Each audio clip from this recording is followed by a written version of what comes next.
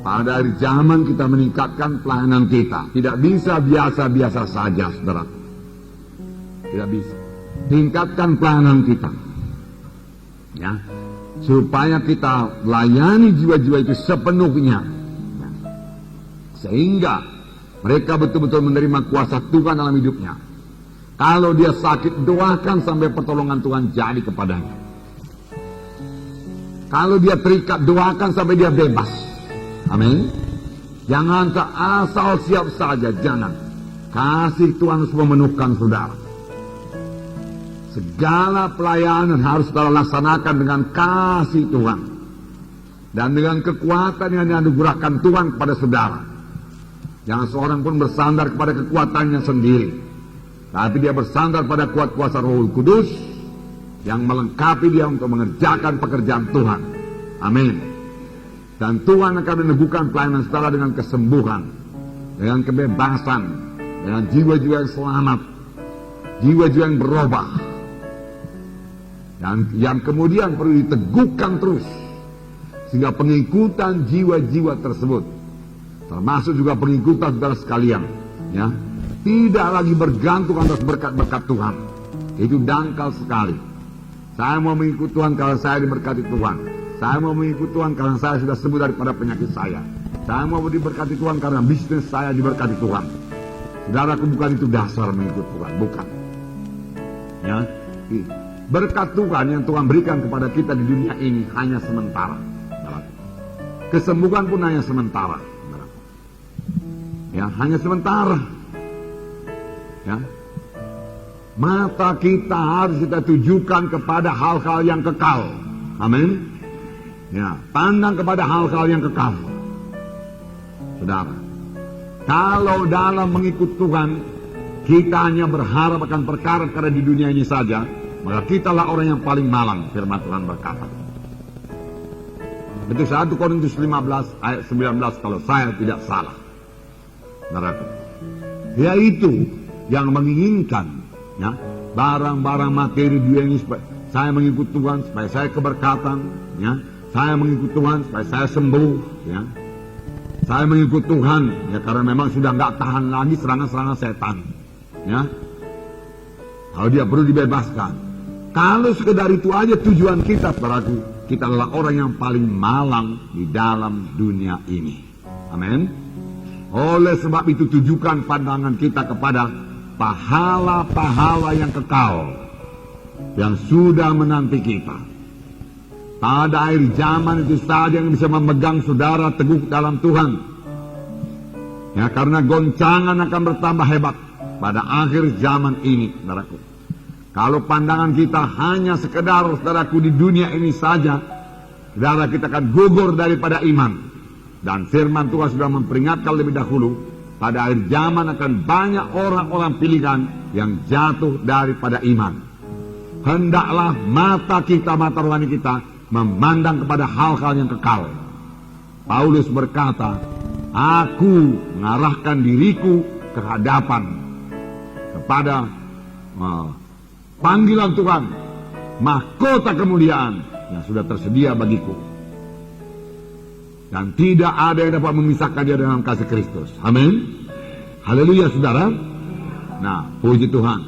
Jadi, saudaraku, doakan terus juga walaupun saudara sudah berdoa buat KKR kita tanggal 18, 19, 20 dan kebaktian tanggal 21. Saudara, maunya inilah saatnya, saudaraku, kebangunan rohani bagi tanah Batak. Amin. Sudah cukup lama lah waktunya tanah Batak ini masih dalam kegelapan. Saudara, kita akan kabarkan Injil yang tegas, saudaraku, yang bisa menerima, yang bisa mengakibatkan banyak tantangan, ya. Karena kita akan ajak dia bertobat dengan sungguh-sungguh, meninggalkan semua kegelapan. Kalau mau mengikut Tuhan harus bertobat sungguh-sungguh. Tidak bisa mengikut Tuhan tapi terus mengikut dosa, tidak bisa. Amin, saudara. Semua kita mengerti hal ini. Harus ada ditinggalkan kalau kita mau mengikut Tuhan sungguh-sungguh. Kalau kita mau beroleh hidup yang kekal, harus ada ditinggalkan, saudara. Dan jangan kembali lagi kepada yang ditinggalkan itu, kegelapan kah itu, dosa kah itu, penyembahan berhala kah itu, kehendak daging kah itu, hawa nafsu kah itu, saudaraku. Itu harus semua ditinggalkan, tetap ditinggalkan. Jangan kembali lagi kepada yang lama. Amin. Ya, suku Batak mengerti hal tersebut. Ya, doakan saudaraku supaya semua berjalan dengan baik, saudara. Nah, tentunya kita perlu berdoa buat negara kita Republik Indonesia ini supaya jangan terjadi kerusuhan. Ya, walaupun sudah ada rumor, saudaraku, berita-berita mengenai adanya kerusuhan, hal itu tidak perlu terjadi kalau anak-anak Tuhan mengerti berdoa kepada Tuhan. Amin. Karena Tuhan mendengarkan doa anak-anaknya, lagi pula sidang Tuhan, ya, yang sudah diberkati Tuhan seperti ini, saudaraku, saudara punya kuasa untuk berdoa, ya, berdoa. Sebenarnya bahasa aslinya punya demand, dia bisa demand, dia bisa menuntut kepada Tuhan. Amin. Nah, itu kuat sekali perkataan menuntut itu, saudaraku. Sepanjang yang kita minta itu sesuai dengan kehendak Tuhan. Ya, saudara yang kekasih dalam nama Yesus, pada waktu Abraham memohon mengenai Sodom dan Gomora, dia mulai dengan berapa orang? Berapa orang? 50.000? Hah?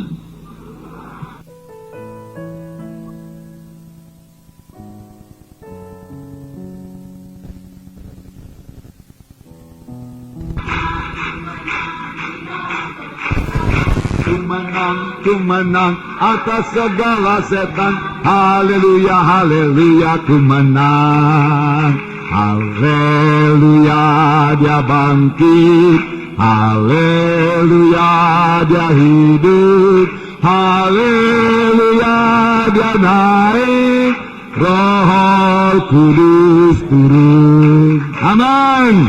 Itu tepuk tangan yang meriah buat Tuhan Yesus.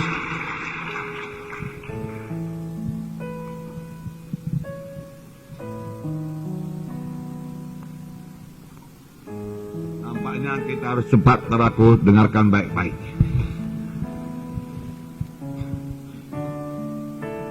Saudara, kita perlu kuat dan teguh pada akhir zaman. Akhir zaman terjadi banyak goncangan-goncangan. Bahkan hampir dalam segala bidang akan terjadi goncangan-goncangan. Bahkan sudah terjadi goncangan-goncangan. Sudah mulai goncangan-goncangan. Sekarang saja saudara kita lihat goncangan dalam bidang ekonomi, saudara. Sudah terjadi goncangan dalam bidang keuangan, krisis moneter, dan lain sebagainya. Goncangan dalam bidang pemerintahan, saudara, sudah terjadi. Saudara, tetapi satu lagi, setan mau menggoncang dalam keluarga juga. Berhati-hatilah, saudara, jangan beri tempat kepada setan dalam keluarga saudara. Karena itu termasuk dalam rencana setan. Tetapi sepanjang kita berlaku sebagaimana saya katakan tadi, berurat berakar pada firman Tuhan dan berdasar pada firman Tuhan, dan pandangan kita dalam kita tujukan kepada pahala yang kekal di sorga, saudaraku, maka rencana setan tersebut bisa digagalkan. Amin. Saudara, kalau saudara lihat TV, yang mendapat goncangan bukan Indonesia saja. Beberapa negara, beberapa bangsa-bangsa di dunia ini telah menerima goncangan. Goncangan, saudaraku. Ada yang ditimpa bala kelaparan. Saudara, kita lihat juga, saudaraku, beberapa negara bahkan sekarang ini ditimpa bala kelaparan. Beberapa negara lagi, saudaraku, ditimpa, saudaraku, bahaya banjir. Bahkan Cina yang begitu besar, saudaraku, ya, ditimpa banjir. Yang Sungai Kuning itu meluap. Dan saudara lihat 240 juta jiwa, saudaraku, mengalami kesusahan, mengalami akibat daripada banjir tersebut. Kalau yang namanya 240 juta jiwa lebih banyak daripada seluruh penduduk Indonesia ini. Amin. Ya, itu sudah sangat besar. Saudara, belum lagi terhitung kerusakan pertanian akibat daripada banjir tersebut. Nah, saudara, dan ini bisa mengakibatkan, ini bisa membawa ancaman bahaya kelaparan. Kalau panen menjadi gagal karena banjir itu, dan karena luasnya daerah yang dilingkupi oleh banjir tersebut, ancaman bahaya kelaparan bisa terjadi, bukan hanya bagi Cina, bagi Asia ini, saudara. Karena inilah penduduk yang terbanyak di dunia ini, saudara. Jadi banyak goncangan apa enggak ini, saudaraku? Ya, saudara, saya mau memberitahukan kepada saudara, ya. Hanya anak Tuhan yang memiliki iman yang teguh berdasar pada firman Tuhan, ya, memandang pada hidup yang kekal, yang bisa tahan dan berkemenangan terhadap goncangan tersebut. Maksud saya, anak-anak Tuhan yang bersandar kepada Tuhan dengan cara seperti itu, berpegang kepada firman Tuhan, beriman kepada firman Tuhan, memandang kepada hidup yang kekal, dia tidak akan terkena goncangan, bahkan dia keluar dari goncangan dengan berkemenangan. Amin. Itu kehendak Tuhan, saudara. Kita bisa keluar daripada goncangan, krisis apapun namanya sekarang ini dengan berkemenangan, sepanjang kita bersandar kepada Tuhan. Sepanjang tujuan kita mengikut Tuhan adalah, saudaraku, hidup yang kekal, pahala-pahala yang kekal, upah yang kekal, hal-hal yang kekal yang menanti kita, bukan hal-hal yang sementara di dunia ini, saudaraku. Semua yang ada di dunia ini sementara. Kalau kita dasarkan, saudaraku, pengikutan kita kepada Tuhan atas berkat-berkat Tuhan, saudara, kita akan kena goncang dan jatuh, saudaraku. Misalnya saja, saudaraku, ya, sekarang ini berlihat, oke, seorang berkata, saya diberkati Tuhan, banyak uang saya, uang rupiah tadinya, sudah nilai rupiah merosot, saudaraku, inflasi, saudaraku, melangit, saudaraku, keadaan ekonomi mengalami resesi, saudara, ya. Nah, bukan hanya Indonesia saja, saudara. Makanya saya katakan ini akhir zaman. Sebelum krisis moneter Indonesia, saudara, di Thailand sudah mendevaluasi mata uangnya, saudara. Jadi ini, saudaraku, beberapa negara kena, saudaraku. Dahulu, saudaraku, ya. Apalagi saya masih SMA begitu, saudaraku. Kalau dibilang bank itu saya percaya betul, saudara. Saya pikir bagaimanapun bank itu mestilah membayar, mesti ada uangnya, cukup. Saya pikir-pikir ini uang di bank ini sangat luar biasa banyaknya. Nyatanya, saudaraku, banyak orang sekarang krisis kepercayaan kepada bank juga. Tidak percaya lagi kepada bank, saudaraku. Sistem keamanan merosot, saudaraku, sehingga banyak orang ketakutan, khawatir. Saudara, takut dan khawatir ini akan bertambah-tambah menjelang kedatangan Tuhan Yesus kedua kali. Saya percaya penuh, saudaraku, apa yang dikatakan firman Tuhan, bahwa akhir zaman, yaitu kedatangan Tuhan Yesus kedua kali, sudah di ambang pintu, saudaraku. Amin. Haleluya, saudaraku. Nah, bisa-bisa saja, saudaraku, sistem pendidikan kita yang ada sekarang ini juga dirubah, saudaraku, menjadi lebih antikristus. Saudara, satu-satunya mata pelajaran yang tidak dipelajari sekarang di sekolah-sekolah Amerika yaitu Alkitab. Saudaraku, semua bisa dipelajari di sana, saudaraku. Dan siswa-siswa dilarang bawa Alkitab ke sekolah, saudaraku. Betapa bisa jadi satu negara Kristen, satu negara yang kita anggap Kristen bisa berbuat demikian, saudaraku. Kalau Australia memang sudah lama demikian. Alkitab dilecehkan, saudaraku. Nah, akan terjadi goncangan dalam ilmu pendidikan juga, saudara. Apa yang kita perbuat, saudara? Ya, jangan bergantung kepada barang-barang dunia ini. Jangan bergantung kepada segala sesuatu yang bisa diberikan dunia ini kepada kita. Ya, jangan bergantung pada daya tarik dunia ini. Kita akan melihat satu contoh, saudara, yaitu dalam Kisah Rasul pasal 7. Ayat 20 sampai 22. Kisah 7 ayat 20 sampai 22.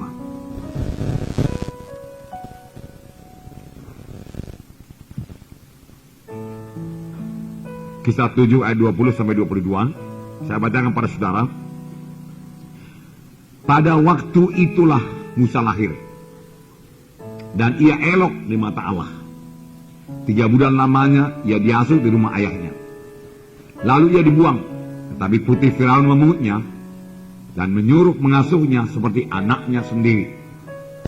Dan Musa dididik dalam segala hikmat orang Mesir, dan dia berkuasa dalam perkataan dan perbuatannya. Semua kita tahu cerita Musa, ya. Musa lahir pada masa yang sangat sulit bagi bangsa Israel. Bangsa Israel pada waktu itu diperhamba di Mesir. Dan karena orang Mesir tidak suka bangsa Israel ini berkembang dengan cepat, maka dia menyuruh membunuh semua anak laki-laki yang lahir dan membuangnya ke sungai Nil. Perintah Firaun keras dan harus dilaksanakan. Tentunya sudah banyak anak laki-laki orang Israel ini yang dibunuh. Pada waktu itulah Musa lahir. Tapi firman Tuhan berkata, pada waktu itulah Musa lahir dan ia elok di mata Allah.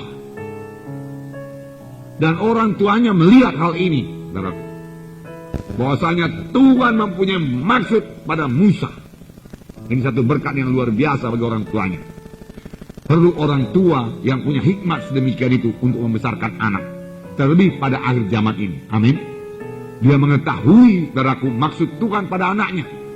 Paling tidak orang tua Musa, saudaraku, mengetahui bahwasanya Musa ini pasti dipakai Tuhan. Karena lahir saja sudah sangat istimewa Musa ini. Begitu elok. Lalu firman Tuhan dalam buku Ibrani berkata, karena iman. Lalu orang tuanya beriman. Puji Tuhan buat orang tua yang beriman. Dan orang tuanya berani, amin. Dan orang tuanya bertindak, amin. Memang 3 perkara ini perlu untuk mempraktekkan iman, ya. Dia punya iman, saudaraku, ya. Dia berani, saudaraku, kemudian dia bertindak. Apakah dia perlu orang tuanya? Dia sembunyikan. Dan firman Tuhan berkata, dengan tidak takut akan murka raja. Perintah raja sudah keluar. Boleh jadi orang tua yang menyembunyikan anaknya juga tentu dapat hukuman yang kuat, yang keras. Boleh jadi dihukum juga, dibunuh juga. Dengan anaknya sekalian, kalau ketahuan. Tentunya banyak ronda daripada tentara-tentara orang Mesir. Dan Musa ini disembunyikan. Bagaimana menyembunyikan anak? Karena anak ini bertambah umurnya, bertambah kuat tangisnya. Tidak bisa disembunyikan lebih lama lagi. Disembunyikan sampai 3 bulan. Kemudian tidak bisa sembunyikan lagi karena tangis akan bertambah kuat. Lalu, saudaraku, mereka bertindak, ya, dapat hikmah lagi daripada Tuhan.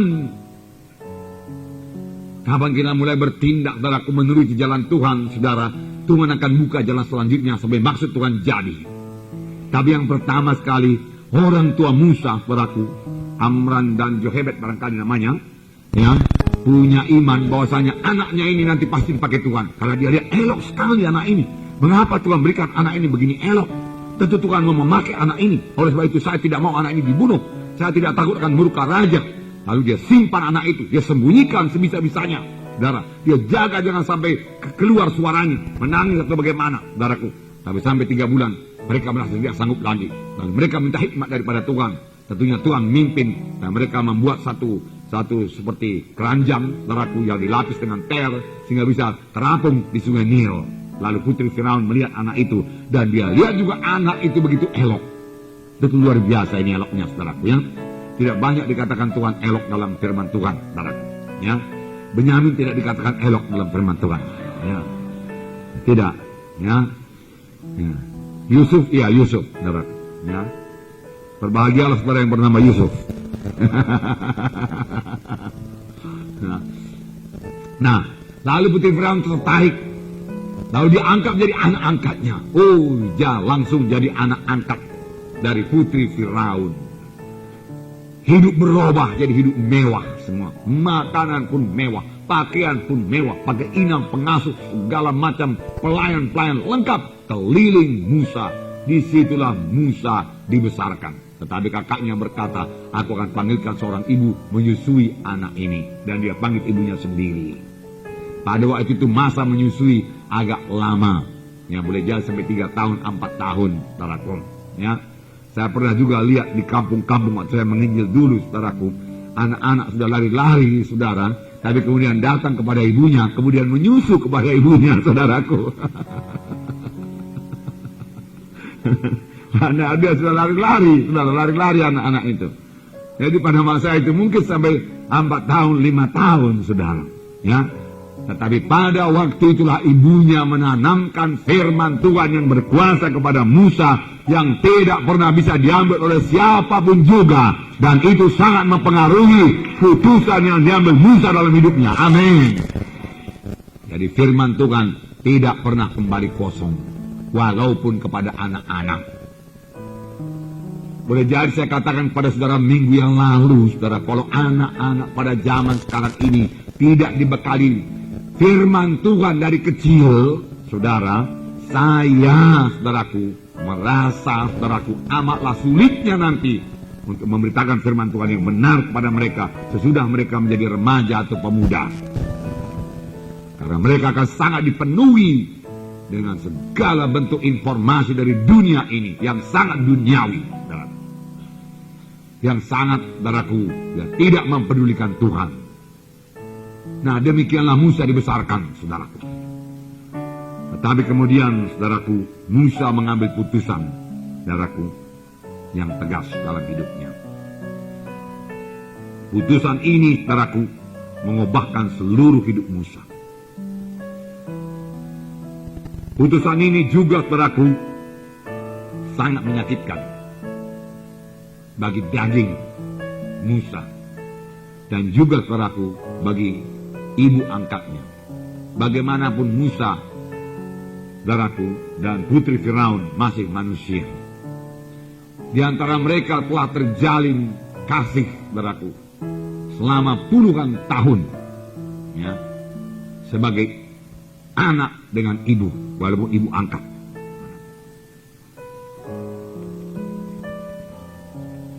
Persekutuan, ya, persahabatan paling tidak, saudaraku. Persekutuan antara ibu dengan anak telah terjalin selama tahun-tahun itu. Tentunya Musa juga sangat fasih berbahasa Mesir dan mengenal semua, saudaraku, adat istiadat Mesir, karena disitulah dia dibesarkan.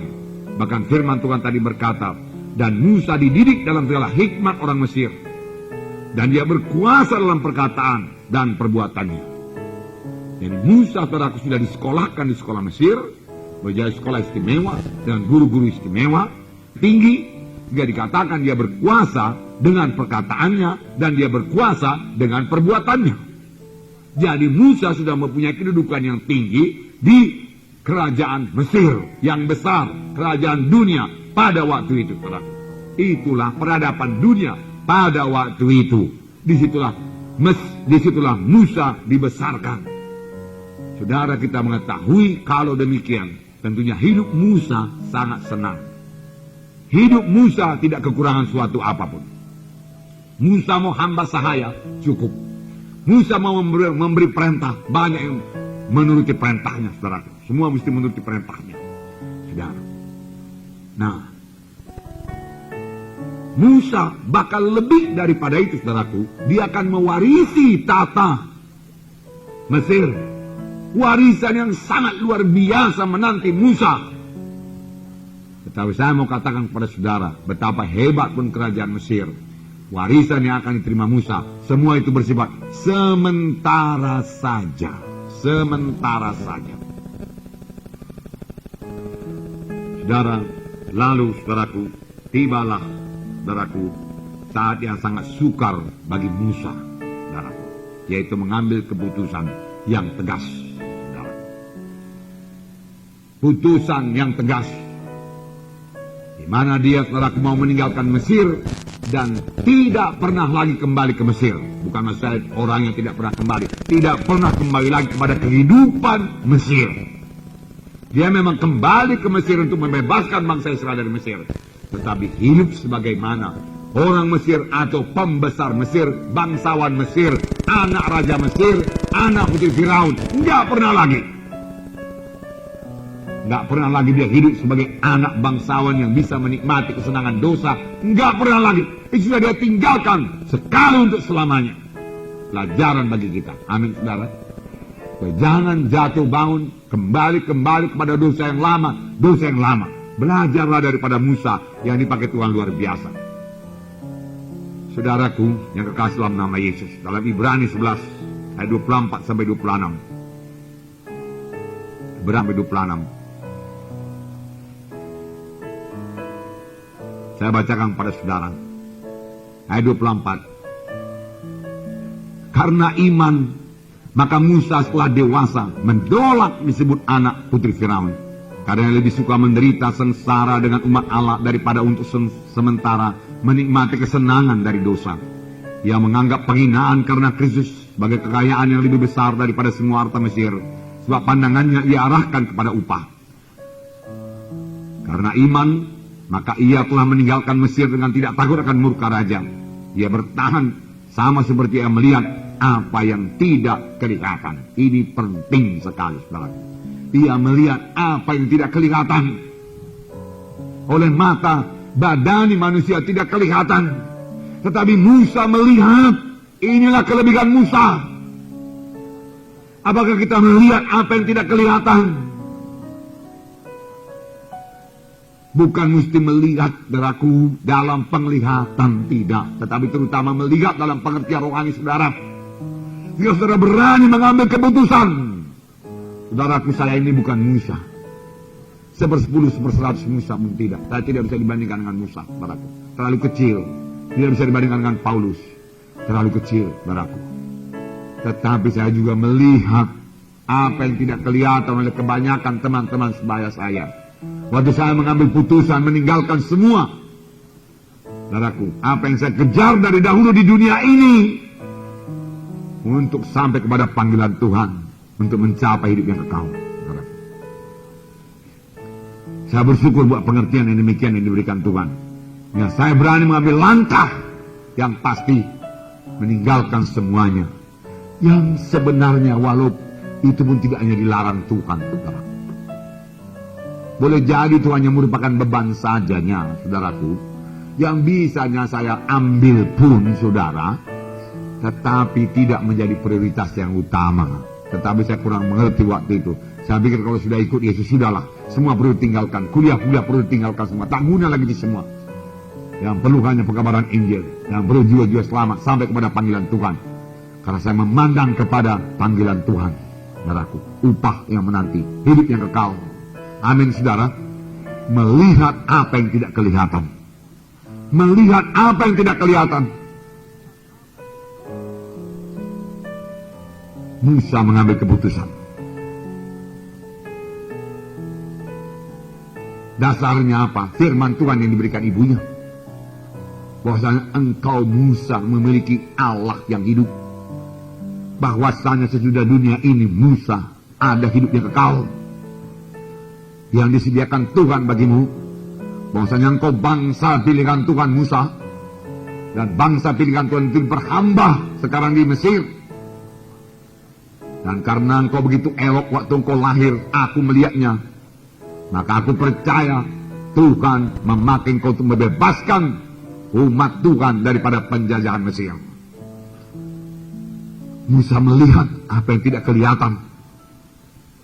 Biarlah kita melihat apa yang tidak kelihatan. Kita melihat perkara-perkara yang kekal. Kita melihat upah yang kekal. Semua yang ada dalam dunia ini sementara semua. Tidak ada yang kekal. Seberapa kaya pun seseorang di dunia ini sementara saja. Seberapa hebat pun kedudukannya, kuasanya sementara saja. Seberapa tinggi pun hikmatnya, pengetahuannya secara dunia ini, seberapa banyak pun titelnya, sementara saja semua. Dan Tuhan mempunyai panggilan dalam hidup kita, saudaraku. Saudara, Musa mengambil putusan. Tidak enak kepada dagingnya, tetapi rohnya bersorak-sorai. Amin. Dia harus berpisah dengan ibunya. Karena kalau dia terus ikut dengan ibu angkatnya, berarti dia ikut upacara Mesir, upacara penyembahan berhala, yang harus dia tinggalkan kalau dia mau melayani Tuhan. Amin. Tak dapat tiada putri Firaun menyembah dewanya. Dan Musa mesti ikut di situ. Ya kan, saudara? Musa mesti ikut menyembah. Nah, Musa tidak mau, karena kepada bangsa Israel dilarang menyembah berhala. Tetapi di balik itu Musa punya kedudukan yang tinggi dalam jajaran untuk mewarisi tahta, warisan yang sangat besar. Berkuasa dengan perkataan, berkuasa dengan perbuatan, kaya raya.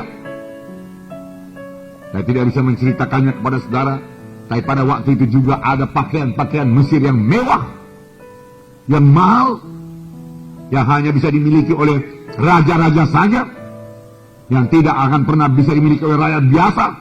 Dan Musa memiliki semua itu, barang-barang mewah, barang-barang berharga, emas, perak, perhiasan-perhiasan, dan sebagainya. Itu semua harus ditinggalkan. Ditinggalkan. Musa mesti meninggalkan semuanya. Enggak bisa sebagian. Ditinggalkan semua. Ditambah satu lagi kesenangan daging, kesenangan dosa, firman Tuhan berkata. Mesir, saudaraku, kerajaan yang memuaskan hawa nafsu. Ya. Saudara tahu lebih dahulu, jauh sebelum Musa ini, saudaraku, apakah tuduhan daripada yang diberikan kepada Yusuf, saudaraku, yaitu berzina dengan istri Potifar. Berarti pergaulan pada sangat bebas. Apalagi orangnya sebagai Musa yang punya kedudukan. Dan Raja Firaun pada waktu itu biasa punya selir-selir yang begitu banyak. Saudara, dan Musa boleh memuaskan hawa nafsunya, saudara. Tetapi dia tidak mau melakukannya. Puji Tuhan. Amin, saudara. Tidak mau. Semua itu sementara. Semua itu daging. Semua itu rendahan. Mengapa? Karena dia melihat apa yang tidak kelihatan. Dia melihat, saudaraku, kekekalan. Maka yang sementara ini, saudaraku, sampah saja. Sampah saja. Saudara, dia melihat jauh ke depan. Dia melihat masa yang kekal. Matanya melewati segala kekayaan Mesir, segala warisan Mesir, segala kekuasaan Mesir. Dia lewati semua itu, kesenangan dosa. Dan saudaraku, di balik awan sana, dia melihat hidup yang kekal bersama-sama dengan Yesus. Indah sekali. Hidup selama-lamanya. Hidup selama-lamanya. Oleh sebab itu, saudaraku, dia mengambil keputusan yang pasti. Di sini dikatakan menolak disebut anak putri Firaun. Dia tolak. Ya. Lebih suka menderita sebagai umat Allah daripada mensukakan kesenangan dosa seketika lamanya. Rela mengalami penghinaan karena Kristus. 3 perkara ini, apakah kita sanggup melaksanakannya, saudaraku? Putusan yang diambil oleh Musa membawa penderitaan yang sangat besar baginya. Tetapi Musa telah mengambil keputusan itu, dan itu mengobatkan seluruh hidupnya.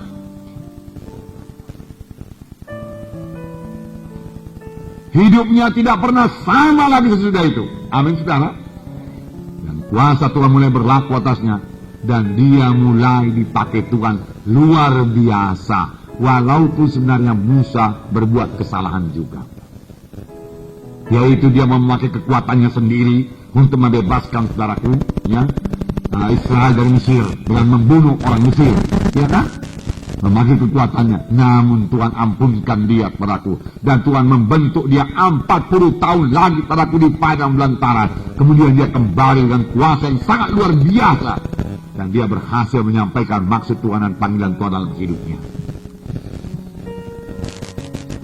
Alangkah luar biasanya. Saudara, dia lihat apa yang tidak kelihatan. Boleh jadi maksudnya yang tidak kelihatan pada waktu itu hanya hidup yang kekal di sorga. Tetapi kita sendiri, marilah timbangkan apa yang terjadi kepada Musa. Setelah Musa kemudian dibentuk Tuhan 40 tahun di padang belantara dan dilengkapi dengan kuasa Tuhan dan disertai Tuhan, dia kembali ke tanah Mesir dan menyatakan, mendemonstrasikan kuasa Tuhan depan Firaun. Ya, Musa sangat mulia dan sangat suci dan sangat berkuasa. Jauh lebih berkuasa daripada Firaun, saudaraku. Karena keputusan yang begitu tegas yang dia ambil. Sudahkah kita mengambil keputusan tegas dalam hidup kita, saudaraku? Tidak ada kita yang seperti Musa. Enggak ada.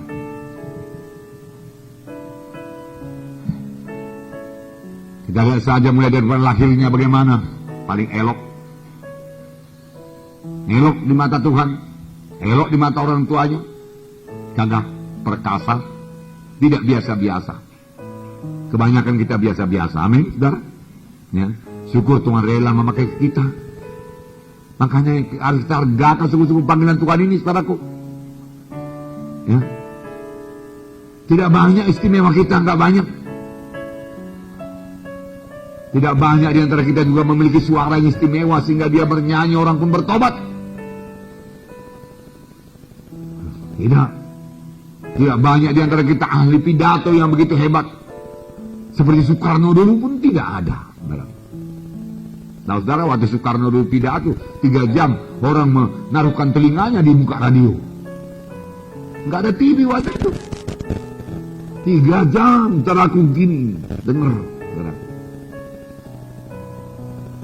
Dia orator betul-betul. Nah, belum muncul nampaknya, saudara.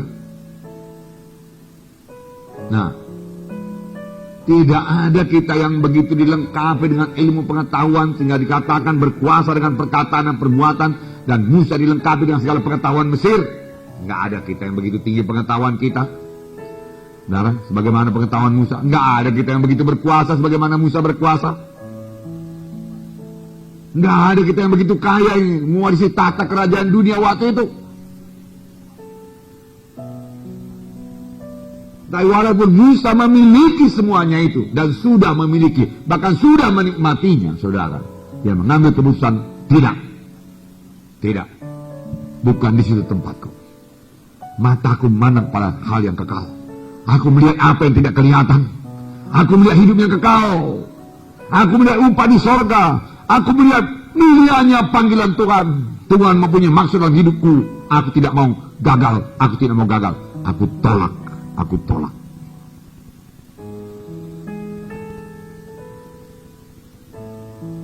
Saudaraku,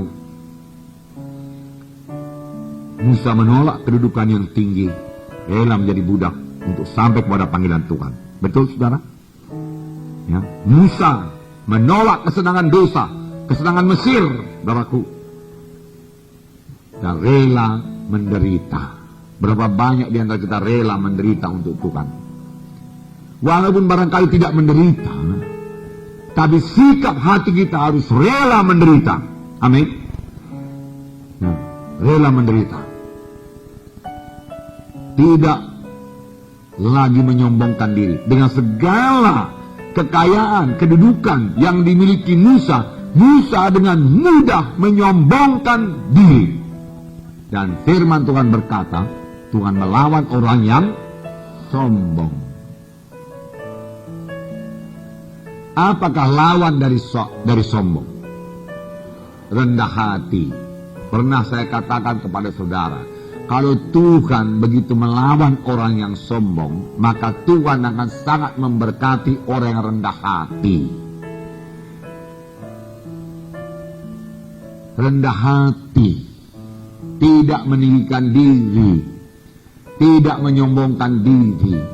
Contohnya yang paling tepat Tuhan Yesus, di mana Tuhan Yesus berkata, belajarlah kepadaku karena aku rendah hati dan lembut hati.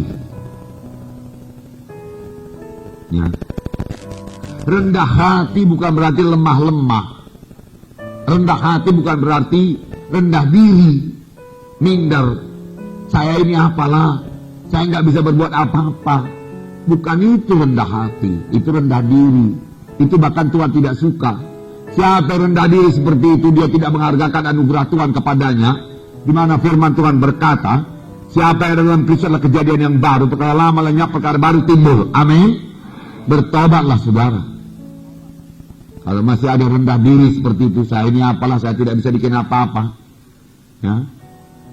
Itu bukan rendah hati, itu rendah diri.